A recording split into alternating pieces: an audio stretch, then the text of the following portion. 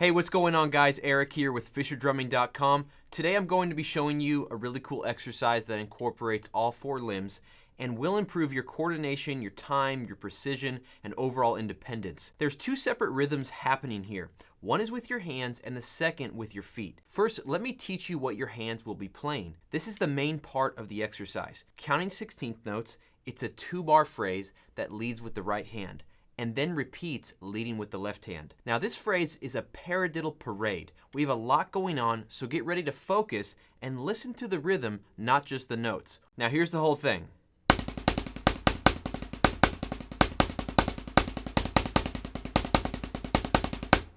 Okay, now let me break that down for you in a simple way. We have two regular single paradiddles, right hand, left hand, paradiddle, paradiddle. Then we have a triple paradiddle diddle, leading with the right hand. That's paradiddle diddle, okay? Paradiddle diddle. Then we have a double paradiddle diddle, okay? Paradiddle diddle, followed by a regular double paradiddle, which is paradiddle. Okay, so that second double paradiddle has no extra diddle at the end like the one before. That's the only difference. And that is the end of the whole phrase. Now let me sound that out for you all together. Paradiddle, paradiddle, paradiddle diddle, paradiddle diddle, paradiddle. Now the beauty is we get to repeat that whole thing leading with the left. Paradiddle, paradiddle, paradiddle diddle, paradiddle diddle, paradiddle.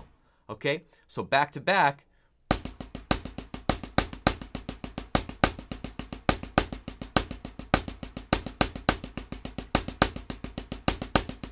Now the key here is to memorize that rhythm, right? That accent pattern.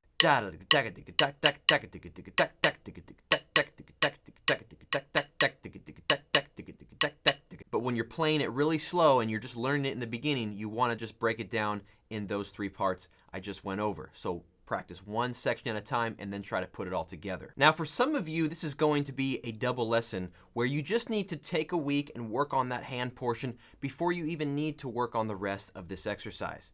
So don't rush it, guys. Get that down solid. Paradiddles are one of the most applicable rudiments to use on the drums. And I just broke down maybe a new way for you to combine them and create a useful rhythm. So you can really get a lot out of that exercise alone. Now when you're ready to move on to the next part with me, all we're going to be doing is playing a samba pattern with our feet.